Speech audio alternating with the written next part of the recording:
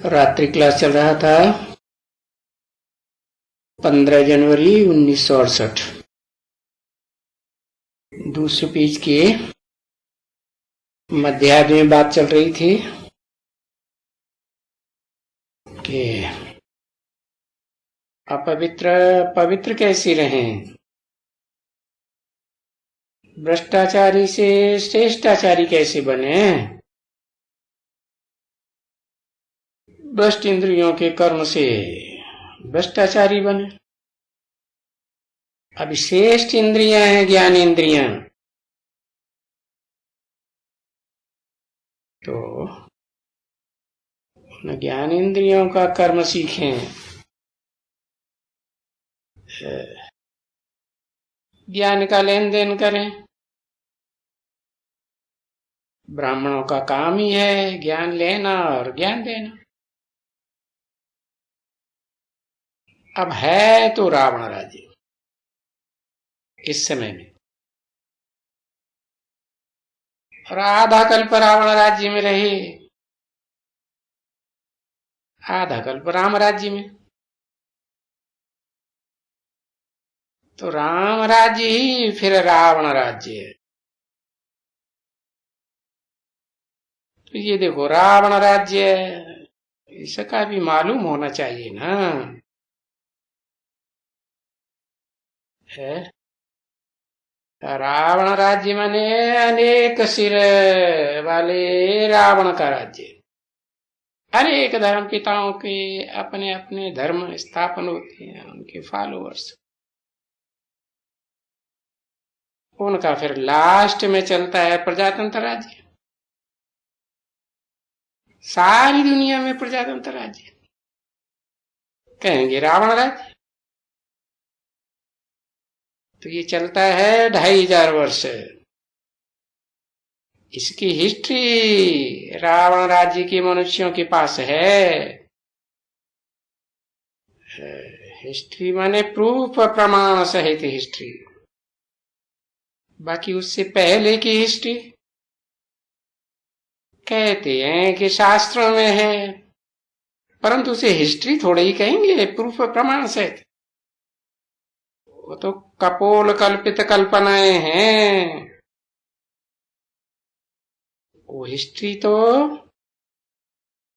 आत्माओं का बाप ही आकर के बताते हैं। मनुष्य सृष्टि के बीज रूप बाप के द्वारा बताते हैं,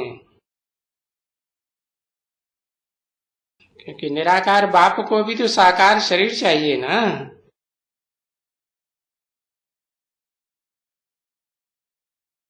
तो देखो भारत में ये 2500 वर्ष राम राज्य और रावण राज्य, अनेक सिरों का रावण राज्य, अनेक धर्म पिताओं का स्थापन किया हुआ, और एक बाप का स्थापन किया हुआ राम राज्य। तो देखो आज भी अखबार में पढ़ा कि तो ये जो MP PM प्राइम मिनिस्टर है ना, उनकी एफिजी जलाए रहे थे। आज के अखबार में था ना। तो किसकी एफिजी जलाई जाती है? रावण की जलाई जाती है, दुश्मन की। दुश्मन क्यों? नाम यह दिया रावण रुलाने वाला, रावयते लोकान इति रावण। तो उसे दुश्मन समझते हैं ना अपना, तो उसकी एफिजी जलाते हैं। भक्ति मार्ग में वर्ष वर्ष राम लीला मनाते हैं ना, तो रावण की एफिजी बना करके जलाते हैं। बहुत पुराना दुश्मन है, और वर्ष वर्ष उसकी एफिजी बड़ी बड़ी बनाते जाते हैं। कि रावण राज्य बढ़ता जाता है ना, दुखदाई राज्य। और ये बात तुम बच्चों के सिवाय किसी को नहीं मालूम है कि रावण का राज्य है दुश्मनों का। ये भारत में ही क्यों कहते हैं राम राज्य और रावण राज्य, और कोई भी खंड में ये राम राज्य रावण राज्य नहीं कहते हैं, कभी भी नहीं कहते। यानी ये बुद्धि से समझने का काम लिया जाता है।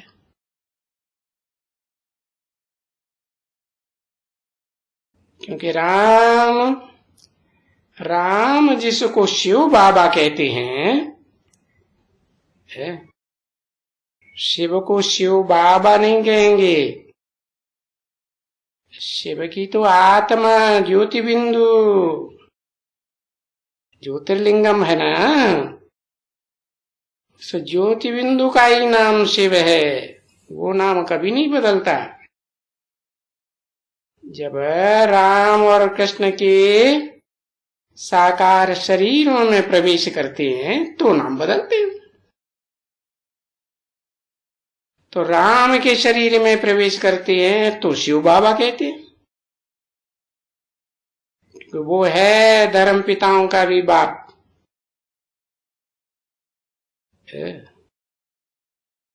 धर्म पिताओं के फॉलोअर्स कहेंगे हमारा धर्म पिता बाप, क्राइस्ट बाप, मोहम्मद बाप, गुरु नानक बाप। परंतु उनका भी बाप वो राम वाली आत्मा जिसे अर्जुन आदम कहा जाता है, जिसको शिव बाबा कहते हैं, वो भी यहाँ भारत में ही जन्म लेते हैं। और जन्म तो बच्चों को समझाया गया है कि वो कैसे जन्म लेते हैं।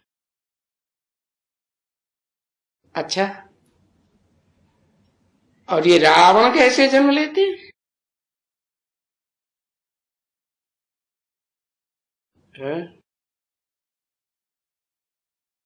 तो उनका जन्म तो है नहीं, परंतु 5 विकार आ जाते हैं। तो कहते हैं मेरे में रावण की प्रवेशता हो गई। तो ये प्रवेशता होती है ना 5 भूतों की, काम, क्रोध, लोभ, मोह, अहंकार, देह अहंकार होता है ना।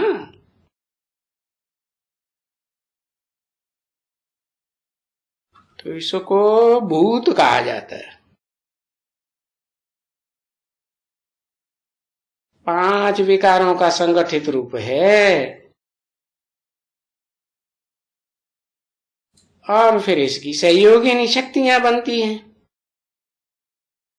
मंदोदरी, उनका बुद्धि रूपी पेट मंद है, जड़त्वमयी बुद्धि है। कौन? पृथ्वी, जल, वायु, अग्नि, आकाश, जिनसे ये शरीर बनता है ना, देह। तो ये देवान बहुत तंग करते हैं, एक दो को तंग करते हैं, भूत है ना।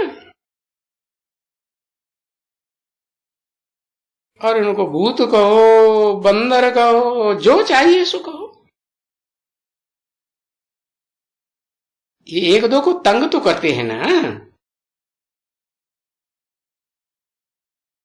तो फिर बाप बैठ करके समझाते है। जो तंग होती है बंदरिया, वो आगे आगे भागती है। तंग करने वाला बंदर पीछे पीछे भागता है, पीछे पड़ता है। जैसे वो कीचक होते हैं ना, द्रौपदी के पिछाड़ी पड़ते हैं। अभी बाप कहते हैं यहां भी ऐसे कीचक हैं जो ब्रह्मा कुमारियों के पीछे पड़ जाते हैं। ये तो समझना बहुत सहज है। तो ये बात बतानी है कि हम सब आत्मा आत्मा, बिंदु बिंदु, भाई भाई हैं। ये जरूर सिद्ध करो कि हम देह नहीं है। देह तो आज है, कल खलास हो जाती। देह विनाशी, आत्मा अविनाशी। तो अपन को अविनाशी आत्मा समझेंगे तो आत्मा के बाप को भी जानेंगे। आत्मा ज्योति बिंदु अति सूक्ष्म, तो बाप भी अति सूक्ष्म ज्योति बिंदु। चींटी का बाप चींटी जैसा छोटा, हाथी का बाप हाथी जैसा मोटा, सांप का बाप सांप जैसा लंबा। तो बिंदु बिंदु निराकार आत्माओं का बाप भी ज्योति बिंदु। भारत में ज्योतिर्लिंगम कहते भी हैं। तो ये जरूर सिद्धि करो। तो ये भाई भाई सिद्धि करें, फिर बोले कि भाइयों भाइयों को सबको तो बाप का वर्षा होना चाहिए ना। बेहद का बाप है। हद के बाप से हद का वर्षा मिलता है, अल्पकाल का वर्षा मिलता है। बेहद के बाप से बेहद का वर्षा मिलता है। जन्म जन्मांतर का वर्षा मिलता है। क्या है वो वर्षा? सुख शांति का वर्षा है। उसको कहते हैं मुक्ति, जीवन मुक्ति का वर्षा। तो बाप का वर्षा है मुक्ति, दुख दर्दों से मुक्ति। और उससे भी ऊंची बात, जीवन में रहते हुए दुख दर्दों से मुक्ति। तो एक तो होती है देह छूट गई, देह का बंधन खत्म हो गया, और आत्मा देह के बंधन से छूट करके आत्मलोक में विराजमान हो गई। वो हुई मुक्ति। परंतु मुक्ति तो उतनी ऊंची चीज नहीं है, क्योंकि मुक्त तो बहुत होते हैं, परंतु जीवन में रहते हुए दुख दर्दों से मुक्ति बनी रहे, सदा काल सुखी रहे, शांत में रहे, ये देव आत्माओं को ही प्राप्त होती है। और ये सिवाय एक बाप के कोई भी मुक्ति, जीवन मुक्ति नहीं दे सकते हैं। एक बाप का मतलब ये नहीं कि बिंदु, बिंदु कैसे पहचानेंगे? एक बिंदु कौन सा? सभी आत्मा है बिंदु बिंदु। पहचान तो तभी होगी ना जब निराकार बिंदु आत्मा साकार शरीर में प्रवेश करे। तो वो निराकार ज्योति बिंदु शिव है, supreme soul, heavenly God father, heaven की स्थापना करने वाला, कोई मुकर्रर रथधारी, मुकर्रर शरीरधारी में प्रवेश करते हैं। भारत में उनका चित्र बनाई दिया है, अर्जुन का रथ। उसको कहो, समझाओ। अर्जुन कहो, आदम कहो, एडम कहो, आदिदेव कहो, उनका शरीर रूपी रथ आखिरी जन्म का, उसी में गाया जाता है कि वो ही गति सदगति दाता है और सर्व का लिबरेटर गाया जाता है। ऐसे नहीं देवात्माओं का ही लिबरेटर है, नहीं। देवात्माएं हों, ऋषि मुनियों की, मनुष्यों की आत्माएं हों, राक्षसी आत्माएं हों, पशु पक्षी हों, कीड़े मकोड़े हों, सबकी आत्माएं दुख दर्दों से छूट जाती है। जब वो बेहद का बाप आते हैं तब ही ऐसा होता है। और अंग्रेजी में तो कितना अच्छा अक्षर है, लिबरेटर, लिबरेट कर देते हैं और फिर वो ही वापस भी ले जाते हैं। इसे देह देह के बंधनों से लिबरेट करके कहां वापस ले जाते? आत्मलोक में, सुप्रीम अबोर्ड में, सोल वर्ल्ड में वापस ले जाते।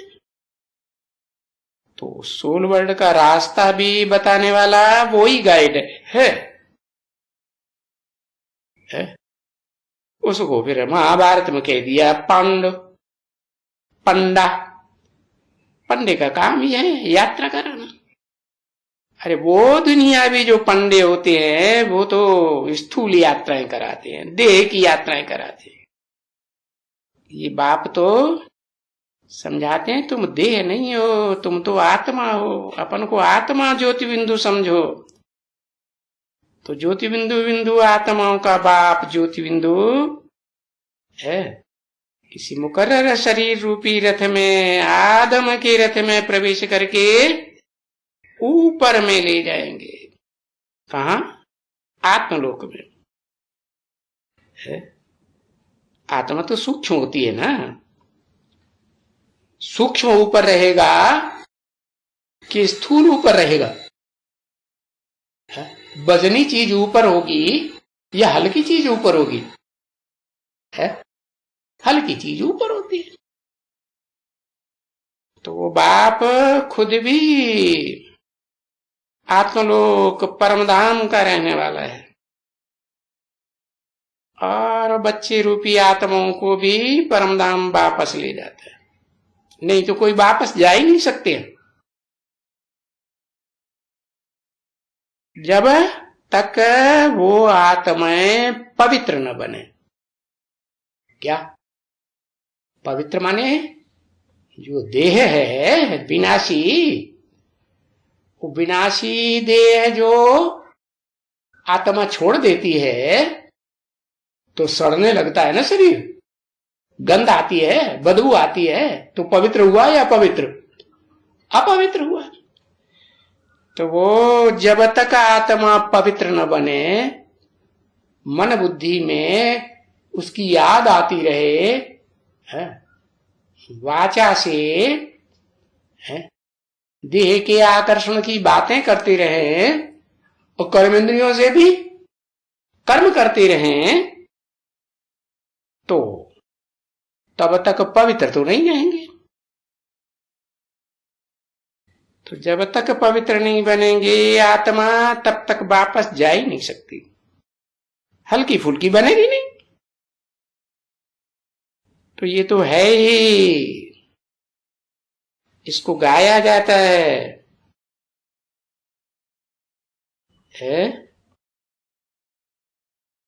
ये पृथक है, देह से अलग है, इसका हिसाब किताब अलग है। ये देह और देह के संबंधियों का जन्म जन्मांतर का हिसाब किताब चुकतू होने का समय आ गया। ये भी तो समझ होती है ना कि बरोबर जब सतयुग है तो स्वर्ग है और वहां है तो सबको हिसाब किताब चुकतू हुआ पड़ा है, कोई हिसाब किताब नहीं बनता, पहले ही चुकतू हुआ पड़ा है, क्योंकि अपन को आत्मा समझते हैं। तब तो मुक्ति धाम से आते हैं ना, आत्मलोक से आते हैं। और हमारा भी हिसाब किताब चुकतू है। हाँ, जब माया आती है तो हिसाब किताब बनता है, माया रावण के साथ। और जब हम सतयुग में हैं तो ये बुद्धि में अच्छी तरह से धारण करने की बात है।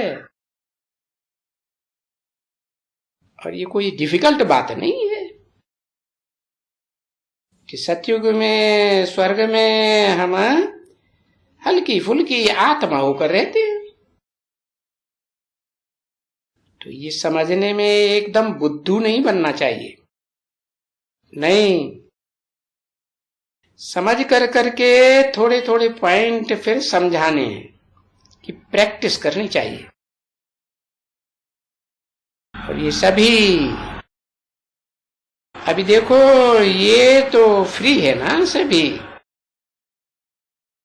है। ये तो छूट मिली है इनको।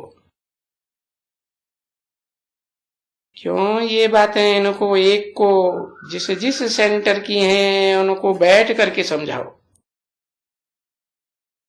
और उनको हड्डी हड्डी समझाओ। नहीं समझे तो फिर समझाओ, बोलो।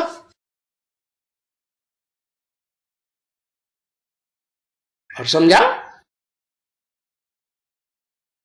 15/1/1968 की रात्रि क्लास का तीसरा पेज। अब ये तो बहुत सिंपल बात है ना बच्ची कि हम सभी आत्माएं तो हैं, देह नहीं है। भला ये तो सभी समझते हैं कि शरीर का भिन्न भिन्न नाम होता है? जितने शरीर उतने अलग अलग नाम। आत्मा का कोई नाम थोड़ी फिरता है? आत्माएं तो अनेक हैं। कैसी आत्माएं? भोगी आत्माएं अनेक हैं। चाहे वो देव आत्माएं हो, चाहे मनुष्य आत्माएं हो, या राक्षसी पशु पक्षियों की आत्माएं, तो उनका नाम होता है। और जिस आत्मा का नाम नहीं होता है, एक ही नाम होता है, वो कभी फिरता ही नहीं, बदलता ही नहीं, वो कौन है? अरे उसका कोई नाम है? ऊपर वाला नाम है? ऊपर तो सभी आत्माएं रहती हैं। उनका नाम है शिव। शिव अर्थात कल्याणकारी और सदा कल्याणकारी। और जो आत्माएं हैं उनको ऐसे नहीं कहेंगे सदा कल्याणकारी, इसलिए उनको सदा शिव कहा जाता है। हाँ, उनका नाम कभी फिरता नहीं है, बिल्कुल नहीं। तो सबको ये दे कर करके, क्योंकि ये सर्वव्यापी का ज्ञान है ना, तो उस ज्ञान से तो उन्होंने देहधारी धर्म गुरुओं ने हैरान कर दिया है सबको। है कौन सर्वव्यापी? कि भगवान सर्वव्यापी है। अरे अरे भगवान ऊंचे से ऊंचा भगवंत सब में व्यापक है, तो भगवान के ही गुण होना चाहिए ना। है ये आसुरी गुण कहां से आ जाते हैं? तो एक एक को मेहनत करनी पड़ती है ये बात समझाने में, है ना बच्ची? हाँ, तो ऐसी ऐसी जो सहज सहज बातें हो गए, उनको कि हद के बाप से हद का वर्षा और बेहद के बाप से बेहद का वर्षा। हद के बाप 2, 4, 8, 10, 20 धर्म पिताएं जैसे क्राइस्ट है, 150, 200 क्रिश्चियंस उसको अपना बाप मानते हैं। वो भी तो हद का बाप हुआ ना, अब बेहद का तो नहीं हुआ कि सारी मनुष्य सृष्टि में जो भी 500-700 करोड़ मनुष्य आत्मा है सबके बाप है क्या? नहीं, तो उनको बेहद का बाप तो नहीं कहेंगे। उस बेहद के बाप से बेहद का वर्षा सबको मिलता है। कौन कौन है बेहद के बाप? है? एक तो मनुष्य सृष्टि का बाप को कहेंगे बेहद का बाप, आदम, एडम, अर्जुन, आदिदेव। और दूसरा फिर मनुष्यों में जो आत्मा है उन आत्माओं के बाप को कहेंगे बेहद का बाप। तो वो दोनों जब इकट्ठे होते हैं तो उनसे मिलता है मुक्ति का वर्षा। फिर मुक्ति के पीछे है जीवन मुक्ति। तो देखो, तुमको तो तैयार कर देते हैं कौन से वर्षे के लिए? मुक्ति के साथ साथ जीवन मुक्ति के वर्षे के लिए भी तैयार कर देते हैं। है?